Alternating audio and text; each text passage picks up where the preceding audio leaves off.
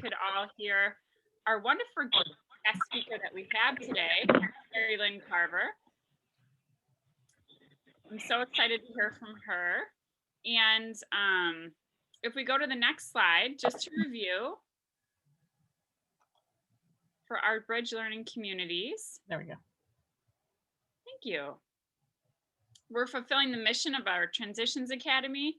We've done a wonderful job sharing, increasing our knowledge from each other, also from our speakers. So again, thank you, Mary Lynn Carver, for coming today to share about your Bridge to Career Pathways program. And she has some amazing information about recruitment and all sorts of things from CLC. So thank you again. We've been in, and she's also going to talk about exploring partnerships, which we've been doing along the way. And of course, the most important part is we wanted to provide a place for people to get together, share their challenges, support each other, learn what's going on in the field. And so this has been a great way, a great platform for us to have to share those experiences. So I'm going to hand it over now to Mary Lynn Carver. If you want to go ahead and write down your questions, then she can kind of take them all at the end, because she does have some amazing information as she moves through her slides. So something might be answered as she moves through her presentation. So if you want to go ahead and just plan on kind of writing your questions down so you don't forget, that would be great. Over to you, Mary Lynn. Thank you. Thanks, Tara. So thank you very much for letting me join you today. And I have gotten so much out of this learning community for Bridge and for IET since January. I'm really excited about it. So I'm glad we can share our information from our school. And I'm from the College of Lake County up in Lake County, in Waukegan, Grays Lake, and Vernon Hills. We have 3 campuses, and Adult Ed has offices at Grays Lake and at Lakeshore campus. So we have a lot of, if any of you were here last week for Leva's presentation on our ICAPS program, you might recognize the slide, but we have pre-bridges, bridges, and ICAPS classes in our program. And so these are the certificates that you can get if you take the healthcare bridge. These are the ICAPS you can take if you get the manufacturing. These are the ICAPS and certificates for these orphaned, so we kind of throw them together in the same group. And then our Bridge to Information Technology and Computer Information has these office certificates. So students can take up to, well, they can take as many pre-bridges and bridges as they need to be ready for ICAPS, but we have a lot of support for them. And the reason we have so many bridges and so many pre-bridges is our strategy is diversification. We wanted to make sure that we had things available for students in whichever area they were interested in. And we were fortunate to, our Dean, Arlene Santos George, is someone who's very interested in making sure that we have the classes that our students need to move forward. So in a nutshell, these are our ABE ASC bridges. So we have, I tried to kind of separate them just so that you could see how many, and they're grouped together by their career cluster. So we have a administrative management technology part 1 and part 2. It's a 1-year bridge, and it has 2 complete different semester curriculums in it. The new this semester is our Introduction to Entrepreneurship. We've done that with our Workforce Professional Development Institute. They have an entrepreneurship course, and many of our students in adult education wanted to try that, but they didn't have quite the academic skills to get in. So we built a bridge for them to be able to take the entrepreneurship course. And that one is, the bridge is 8 weeks, and then the course is 8 weeks. So it's put into 1 semester. We have an Intro to Computer Technology bridge. Intro to manufacturing bridges. We actually have 4 of them. There's an ESL one that you'll see in a minute, but we decided that we would have a group of 3 so that they could take more courses towards getting into the manufacturing cluster, because we have so many opportunities for them at CLC. They have CNC, they have welding, they have mechatronics, they have the auto repair, and you wouldn't think auto repair and collision repair would necessarily be in manufacturing, but there's so many high tech types of jobs that they have to be with, that's where we felt it would be the best place. So, and we have a lot of people in that one. Then our healthcare bridge was the first one we developed way back in 2010. And we did a separate module for we followed the ICCB model for bridges. And we have a separate module for each course. And if the students want to, we can sometimes we'll be scheduling 2 per semester, and it just depends on how much interest we have and how much scheduling room we have. So then we also have, this year we started a bridge to careers in criminal justice. Our first cohort had 15 people, and 9 of them will be finishing the certificate in June. So we're very excited for them. And we're starting a second cohort in the fall of that one. We have a bridge to forklift technician, which is also through our WPDI, kind of like the entrepreneurship one, where the course is completely online.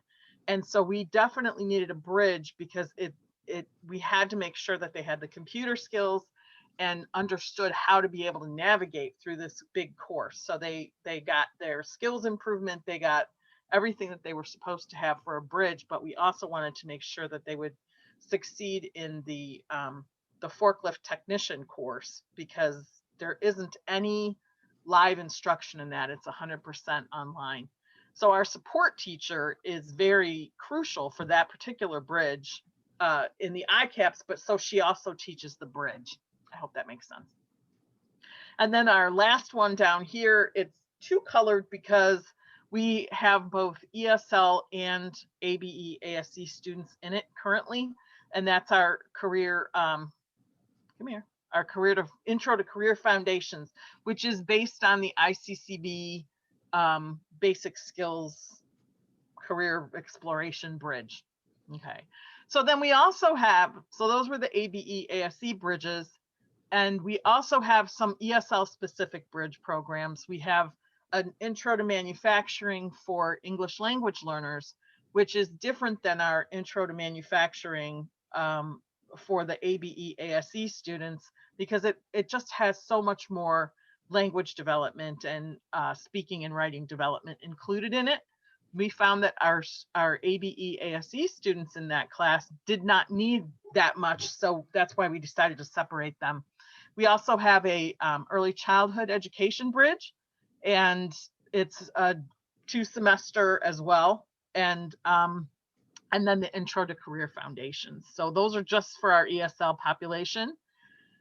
Then we also have pre-bridge programs, because what we found was happening was people who were interested in the bridges were not scoring high enough to get into those classes. So we developed correlating pre-bridges that go with just about every course that we have. And so we have one for administrative management technology, computer information technology, manufacturing, healthcare, and early childhood education, and that's only for our ESL students. And then we don't offer them all. I know I'm going to talk about this a little bit more in a few minutes, but we don't offer all of them every semester. That would be insane. So you're right if you have that thought.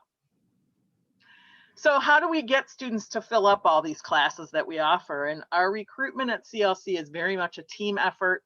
We have student success coordinators. We have a team of 4 of them, and they do in-class presentations once or twice a semester. They interview students. They follow up on one of the recruitment strategies I'm going to talk about in a minute. We have our outreach and recruitment coordinator, and we also have a community outreach coordinator. She is part-time, but she is our social media guru. So she's the one who introduced us to things like geofencing and Google Ads and text blasts and many things that we weren't necessarily aware of from a marketing and recruitment standpoint. And she's really brought us up to speed. And then our outreach and recruitment coordinator kind of liaisons with community groups, and especially since COVID, she's been really busy getting us into Zoom meetings and community meetings so that we can present what we have to offer for our students in there. And then our enrollment services staff is a big push for our bridge recruitment, because once students have registered, then they'll say to them, hey, have you thought about an extra class? And they talk to them a little bit before they register them.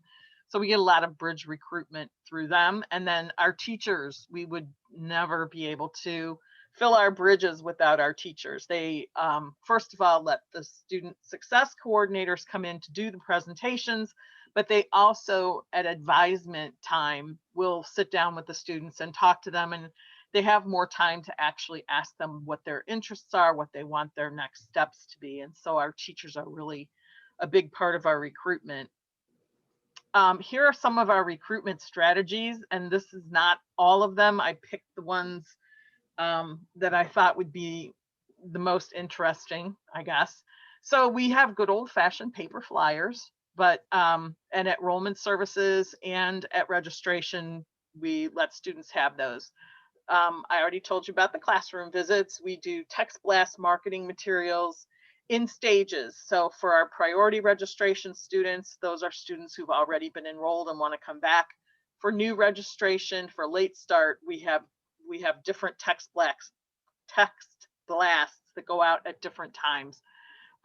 We have social media posts and a Google Ads marketing drive to get people interested and so that they know to ask the question when they come in to register for classes or they call us about getting registered. We have geofencing, which was a new concept for me. I had no idea what it was.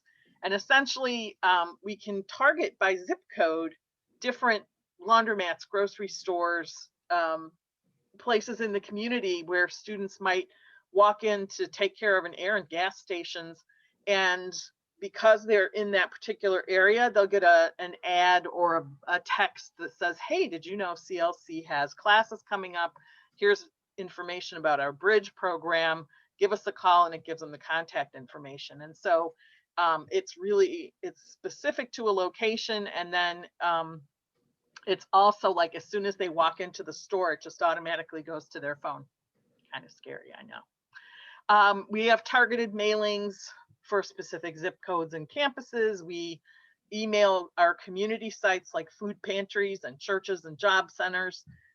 We have our success team go to community meetings at community sites. We usually have a booth at the fair, the county fair, which I really hope they're going to be able to have this year. We have our one specific student success coordinator who attends the drive-through job fairs in our county. We have several, at least 1 or 2 a month.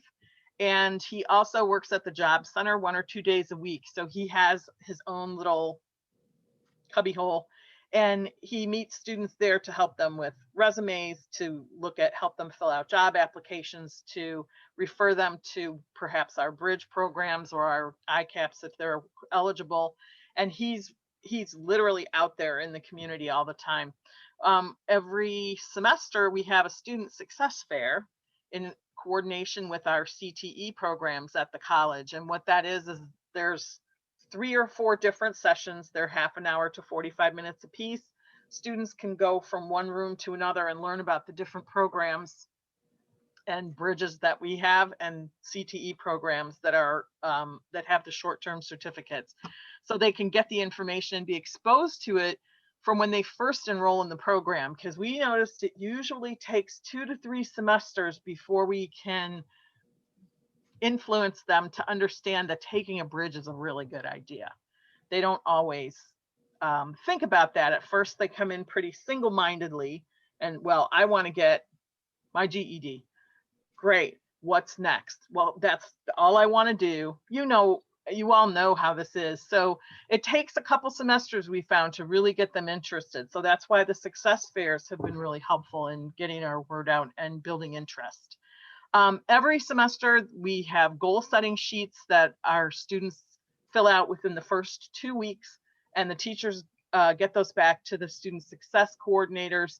They go through those and make follow-up phone calls and appointments to talk to students about what their areas of interest are. And those are some of the things that we do for recruitment.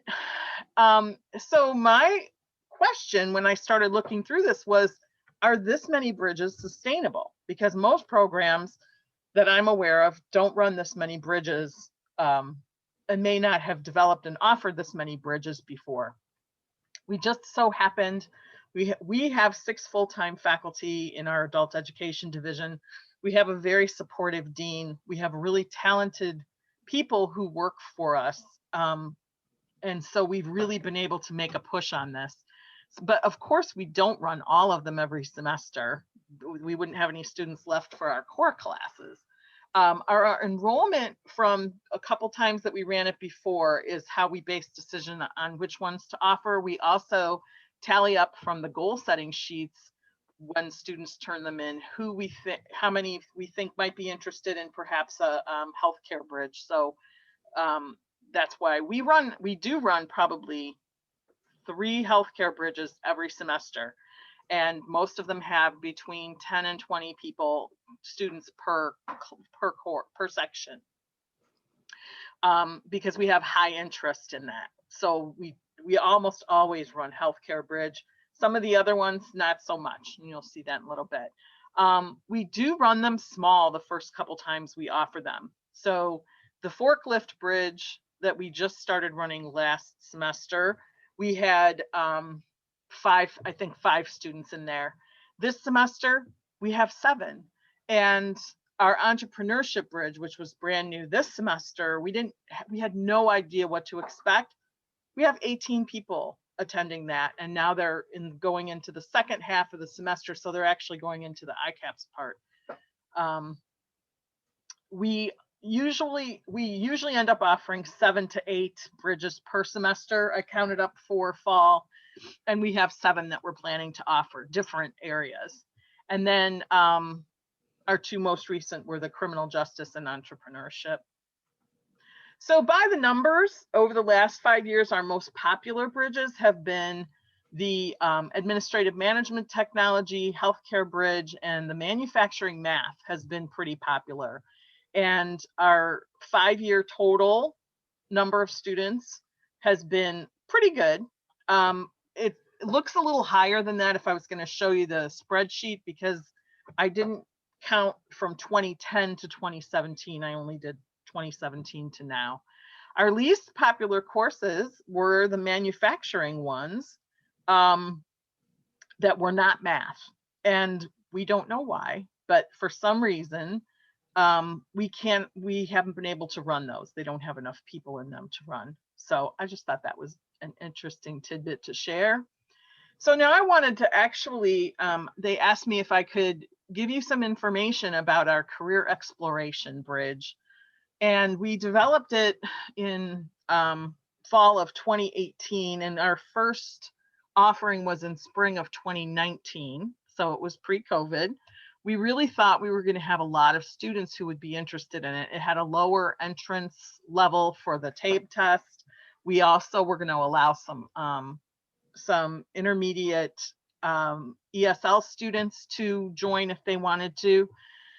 And it basically was going to we took our descriptions and our learning outcomes right from the ICCB Basic Skills Career Development course. And we use the whole curriculum for that. And so these were some of the outcomes that we got from there. We want, of course, to apply contextualized learning so that they can transition into our bridges and ICAP programs. And then we wanted them to have the understanding of career choices, employment opportunities, and build some personal skills for pursuing careers, and improve, of course, reading, writing, speaking, listening. So the course outline basically is there's an introduction to career foundations, then there's exploring college and career options, discovering employability skills, and college knowledge. And by the time they get to that 4th component, they're usually pretty excited. Unfortunately, well, that's next. So some of the resources we used were the ICCB curriculum and also Women Employed, and a lot of Google. There are so many wonderful lesson plans out there, and I'm sure that we have some that we grabbed from other programs in Illinois. When we develop bridges, that's the other thing that we're very fortunate is we're able to pay our part-time faculty to develop in teams to develop curriculums for our bridges. And so usually if I have someone doing a bridge, I'll have a team of 2 to 3 faculty and they get 1 credit hour per semester to develop, or whatever the timeline is. We usually take 1 semester to develop a bridge, and that comes out to around 16 hours, contact hours. And so if they think they're going to need more, I can always go and plug with the dean to see if we can get a couple more hours. But usually when there's a team of 3, they're really good about sitting it down, dividing up the work and pulling back together. And since we've had so many bridges developed before, they can build on the templates that we have. So they already know that they need a component for study skills and that they need a component for career exploration and all of those other things. So it's not like we're starting from scratch anymore. So that's technically 2 to 3 credit hours to develop a course. That's pretty reasonable in our opinion. So for the Intro to Career Foundations, we do offer that as a mixed class. So we have ESL students and ABE ASC students. We've offered it twice. Unfortunately, we did not have a lot of interest. We only had 6 students in our first time that we ran it. And in the fall, we didn't get anybody who was interested. Personally, I think it was a marketing thing. I think that they didn't understand what it was. And we didn't do a good enough job in the recruiting part of it, because I'm sure we would have had more people who were interested. Then we didn't offer it in spring 20, and then COVID happened. So our schedule really got cut. They were more interested in having a specific pre-bridge in a career cluster than a general class, which I thought was very interesting, because we were trying to kind of streamline things so that more students would get the same information, but they really wanted, I want healthcare, I want auto mechanics. So we're going to use this class though. We're going to repurpose much of it for our EL Civics bridge that's going to be developed for next spring. So nothing is ever not done or not useful.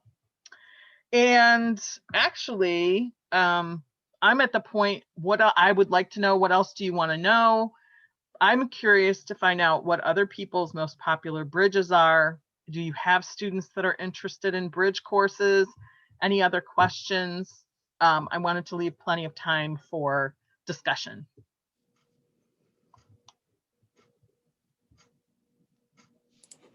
Do you want me to stop share? Yeah, for a minute, let's do that. So if people want to turn on their cameras, they don't have to, but if they want to see each other, sometimes it's nice just to have, we did label this community, so it's nice to have community. So Marilyn, thank you first very much for sharing and giving lots of great information. And a lot of these questions I think you have answered, but let me scroll through. And Bevan and Tara, if you see anything I'm missing, feel free. So I know you talked about, Mary Lynn, some of your different bridge cohorts and the sizes of it. Do you have an average enrollment in the bridges?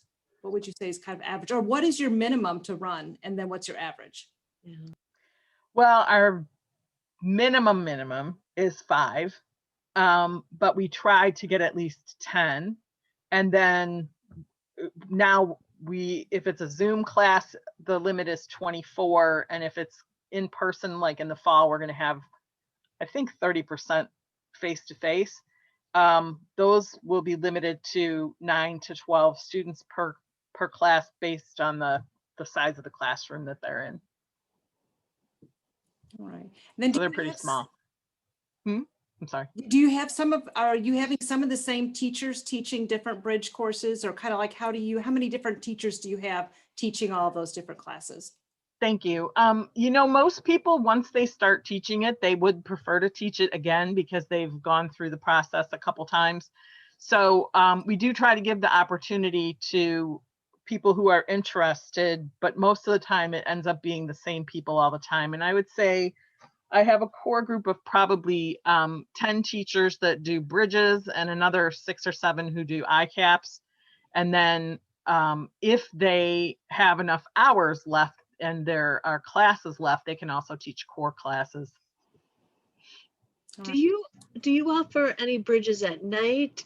And what's like the typical schedule? Is it 2 days a week, 3 days a week, the hours per week?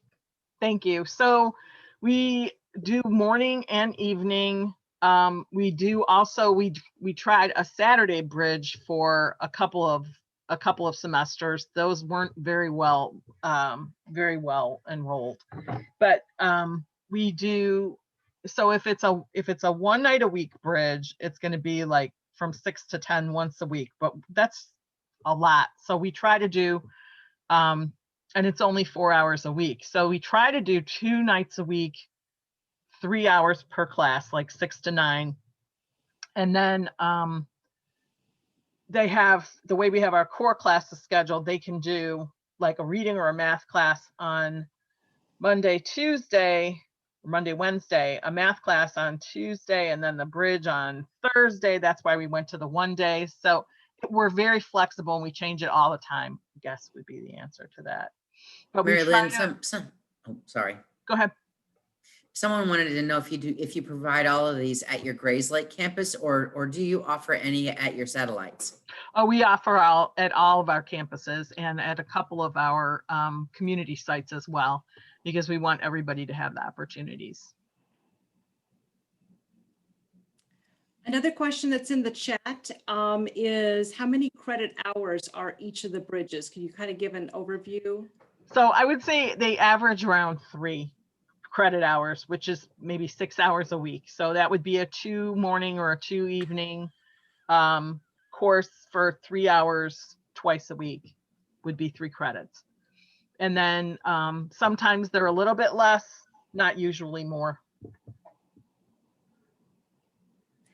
And then one last question I see in the chat currently are the adjunct faculty in adult education or the college? Adult education. Okay. I have, we have 113 adjuncts in our adult education division at CLC. About 50 of them are ABE, ASC, and then the other 60 or so are ESL. Do you have a number, Mary Lynn, of total number of students you serve?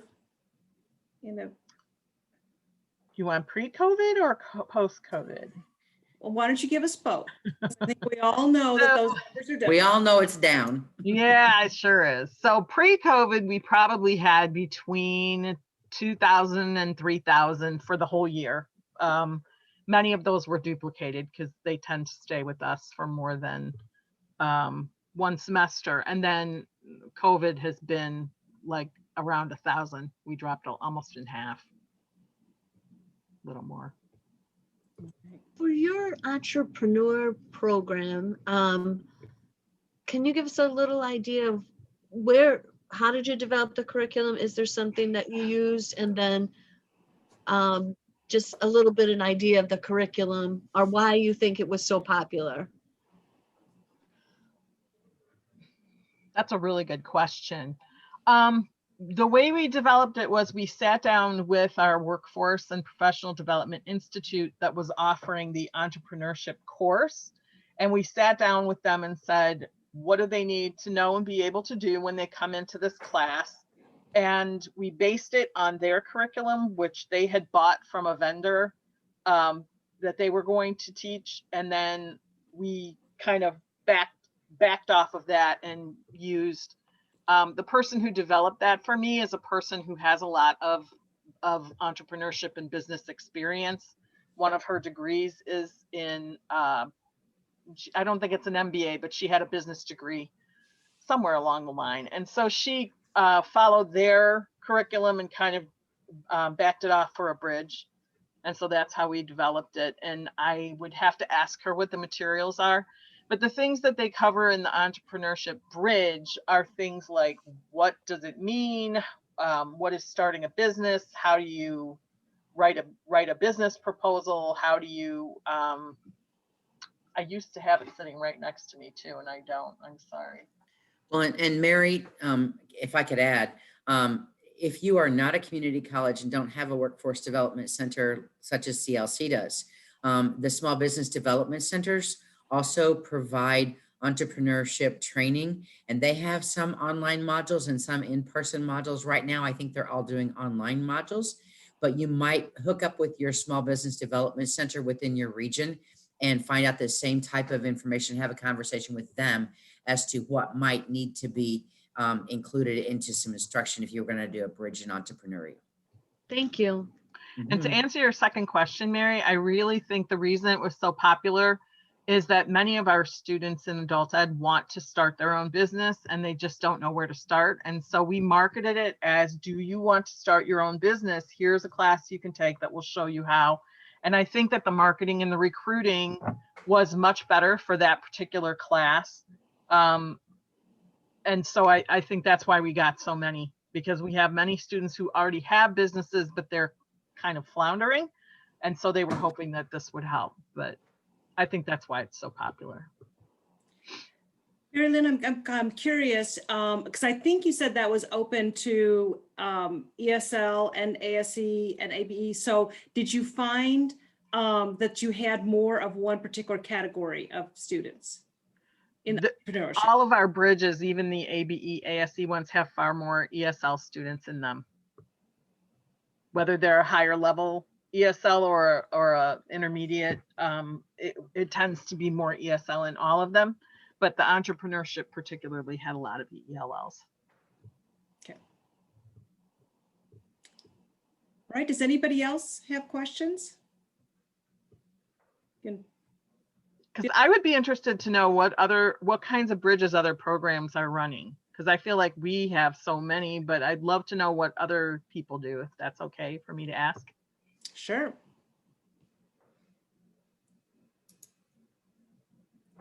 Who wants to, and I know this group is not shy, so who wants to unmute first and answer that question? I'll talk. We have a very similar career exploration, but we don't call it a bridge or a pre-bridge. We just call it an academy, and we provide it under vocational hours. And it kind of, it does the same thing. It goes through just looking at careers and awareness, where we have them do some stackable certificates, CPR, food handlers, so they can get employment. And then we have them also, be scenarios of, how to be a good employee. And also we register for the WorkNet Center. So that is all part of our academy. We call it Education to Careers Academy. So I really liked your outline, and that as we move forward with our plans, that, we're on the same page. I don't feel like I'm out there floundering, doing things that are different than anybody else. So this is really nice to be able to talk. Thank you. Thank you. Could you give us a little bit of information about, like, how's it been received, that type of thing?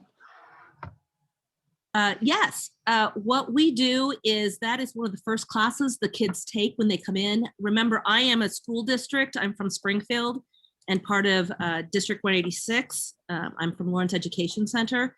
And so our goal is, that's one of the first things that they come in and do is our academy.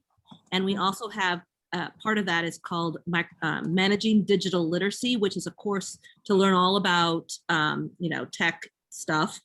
And then we throw them into the classes. So it gives them a little bit of information about employment and what we can do to help you and what the goals are. And then we put them in our GED or our adult diploma programs. And very well received. The stackable certificates are a plus, because we know that we do food handlers, and we know that every fast food place has to have someone on staff with that certificate. And that is well received. And also CPR, we provide that. It's very reasonable. So, you know, it works out very well for us, a good introduction to career goals and our next steps. Thanks, Kathy. Appreciate you sharing. Who else would like to tell? Mary Lynn did a nice job of sharing. Who would like to answer her question? Tell a little bit about what you're doing. Can speak to what Joliet Junior College is doing. So first of all, huge fan of College of Lake County, longtime follower, first time caller, and I no seriously, I really have been following you guys for a very long time. I'm very impressed with everything that you do. At JJC, we have several bridges. We've done healthcare, which then stacks into an IET and nurse assistant, but we need to grow that a little bit more because it's no longer on our approved list for high growth, high demand. So we're trying to figure out how to change that a little bit and maybe add on like medical assistant or phlebotomy or something, but that's all in the works. We've done manufacturing, primarily leading to process operations because it's really big here in Will County where JJC is located. We have a lot of petrochemical plants. And then we also do one out of our business towards business, and that is transportation, warehouse, and logistics, because global supply chain in the I-55 and I-80 corridor at JJC are huge. I mean, we have Amazon, WeatherTech, Dollar Tree, Michael's, you name it. We have all the big boxes that line those two major interstates there. So that's a very robust bridge and a very successful IET for us. We just started early childhood, that bridge, and they are just now in the credit portion for the IET. The students are excited, the teachers excited, but it's rough because there's some gen ed classes in there that are heavy content, and our students are struggling even with all the added supports. So it's the first time that's ever happened to us. So I just got grades in them because it was only an 8-week session. So that was rough. Obviously, I'm interested in what you were talking about, pre-bridges for non-native speakers, and I think that's something we'll have to really seriously think about for these content-heavy classes. And we are just starting an IT bridge, and that's going to actually be with apprenticeships, so it's going to look like more like an ICAPS leading to an ICAPS. Cool. Thank you.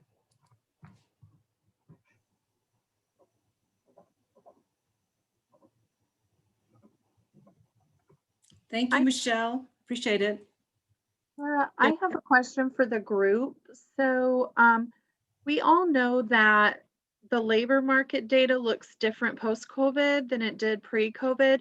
And so I wonder if there are any suggestions about gathering that data that we see on the ground that maybe isn't reflected as fully in numbers yet. So I'm thinking when Michelle talked about early childhood, I know that in our area, daycare centers are struggling to reopen. People are struggling to get people hired back in those positions and get things rolling again.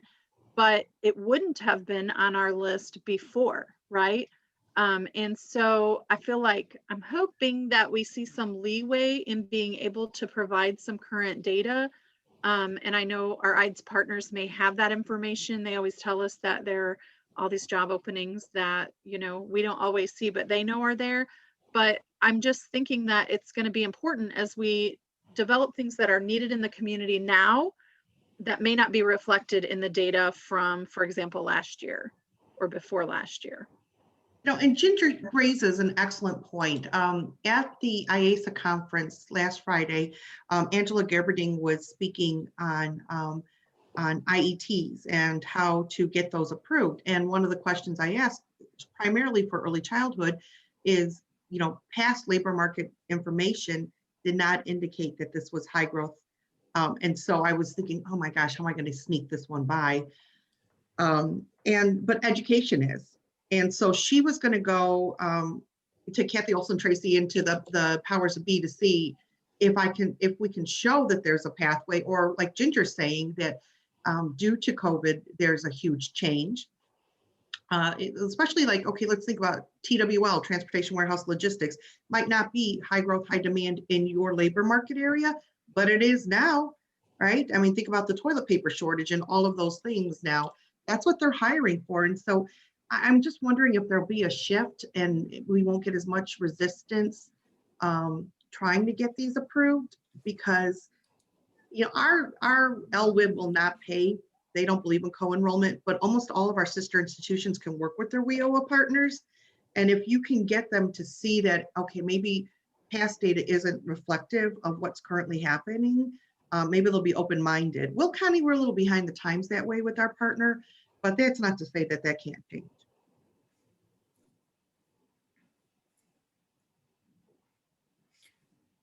Well, and to that, Michelle, the early childhood could tie into then going into the entrepreneurial, because of the fact that then they may want to start their own daycare in response to the COVID, to bring that in, because a lot of people actually were looking for childcare for their children, so that they could go ahead and work because they couldn't stay home with their children. So it may be something that could lend itself in even further into an entrepreneurial pathway.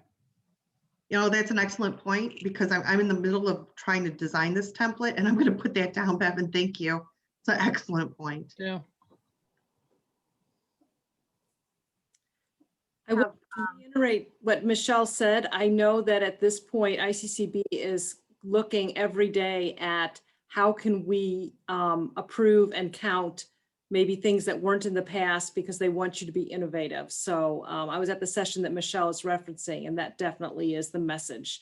Not that I know we're not approving it, but I'm saying ask questions and innovate and think creatively. And I think, Ginger, to your point, that's part of what can be the reasoning, is that this is what we're hearing. This is the information that we're getting. So we want to be instantly responsive to what our region is needing.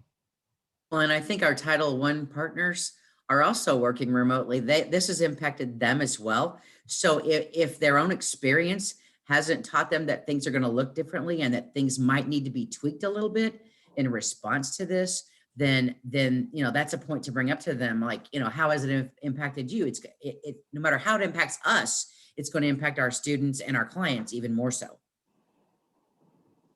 You guys may not know this answer, but when we apply for the bridge or ICAPS in an area that's not in our plan, do they simply look at our regional or local plan, or do they send it to our WIB for approval?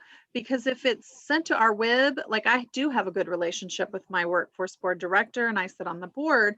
And so she knows what we see and would be willing, if it's like a check the box kind of thing. But if they're just going to peek in the regional plan that we did a couple of years ago, it's not going to be in there. So from what I understand, Ginger, you can actually make a case to actually have it counted and have them actually look at it and review it. They will not just look at the data. So supposedly, if it's not in that plan, you can add something to it if you give a justification for it.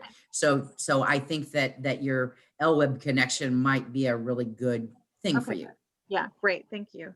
And the other thing too is your partners can write letters of support, because that is one thing that they want to see. And I think that would help. I think that would probably be give you a lot more overwhelming push versus, labor market information that could be, 4 to 8 quarters behind on that. So, have your partners write that, or move to Will County and sit on our board. I'd love to have you. Well, one of the things that I read an article the other day that said that, like, hospitality and tourism was something, and I'm sure it was in Shawnee's, in your plan because of the casinos and all of those things.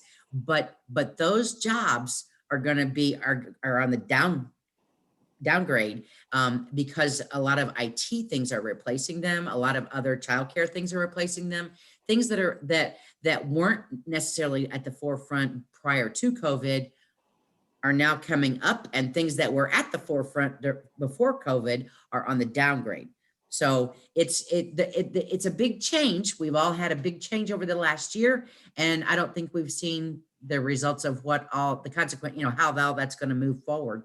But we do know that a lot of our students who took those hospitality and tourism jobs may or may not have a job in that realm. So by looking at other ways to go would be the thing to do.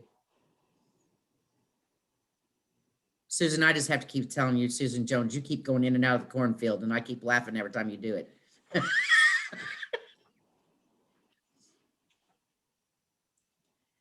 Yeah, if I could just draw everybody's attention, Melissa Koki posted for Michelle and for everybody some information about a presentation she saw last Friday, a patient assistance certificate. So there's a resource for you. So just want to mention that. Also, this recording and these slides will be available for you on the Excellent site. Good, good. I will also mention, and we're not finished, so if you have more thoughts or questions, but I do want to mention also the additional resources are on the ICCB website. Mary Lynn talked about the career pathways, contextualized curriculum. That's there. Anybody can use that. There's the healthcare, the transportation, distribution, and logistics. There's a manufacturing and an IT bridge are all there that you can use those. Any of those you can use just parts of them if you wish. If you want to, I mean, there's nothing that says you have to use all parts of it. So letting you know that that's there. I have to tell you, while Mary Lynn was talking, I was thinking, oh, we need to capture some more of these great resources that she was mentioning that they have at CLC. So hold on up for that. We'll see what we could do about that for the future. And then I will put my plug in that I always put in. If you have resources that are for the good of everybody, we would love to capture that either in the promising practices on the ICAPS website, which we do put some bridge items on the ICAPS website also. So please make sure you share those. We, Mary Lynn talked about how nobody should start from the beginning at CLC whenever they're developing their curriculum. That's true of everybody in the state. We have so many resources. And I'm sure that Mary Lynn, or I'm almost sure that Mary Lynn is willing to answer questions. If people want to, reach out to her, email her, Mary Lynn, if you would be willing to put that in the chat, your contact in the chat, that would be wonderful. I just kind of threw you under the bus there, so sorry about that. I didn't ask you ahead of time, but look how good she is. See, people in adult ed are just like, yes, they said. And then Michelle Lyman told us last week that our default should always be yes. So I'm just using her words. I like that. I wrote it down, Michelle. I've been looking at it every day. All right. Anybody else have any questions or any resources that they want to share with each other? I actually do have another question. I'm wondering if anybody else has developed or is in the middle of developing a GECC pathway, General Ed Community College pathway. Does anybody An even know what academic that pathway, is that what you're saying? Yeah, that's what we're calling it, is GECC. Yes, I'd be happy to work with you on that, Mary Lynn. There are some programs that are actually starting to look at that. Great. Yeah, I'd love to learn about that. That Okay. sounds interesting. Okay.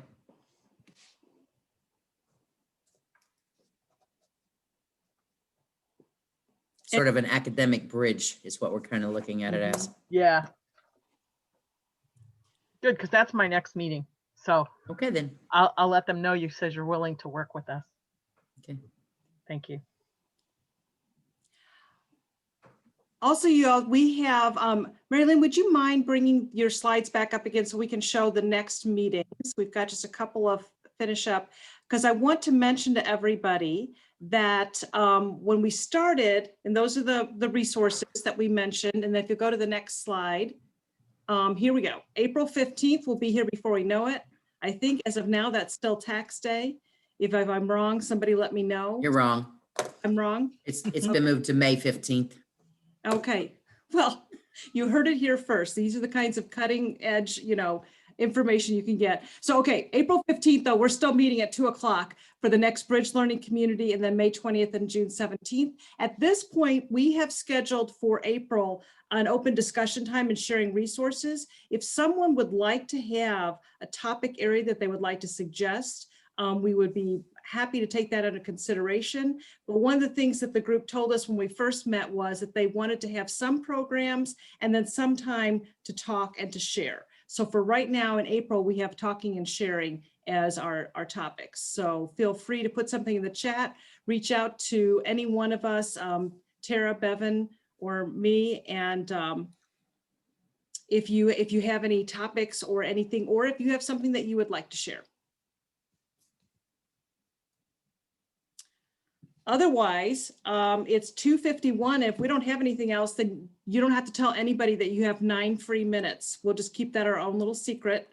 Well, hour-long classes are 50 minutes anyway. We need 10 minutes to get to our next class. There you go. Yes, very nice. Susan, are you going back into the cornfield? If we, Yeah, that's actually, I go to Random Street View on Google, and that's somewhere in the Netherlands. Oh, okay. really? It looks like a Nice. cornfield. It's green, so I like that. All right. Thank you, everybody, for joining us today. Be well, and we'll see you on April 15th. Okay. Bye, y'all.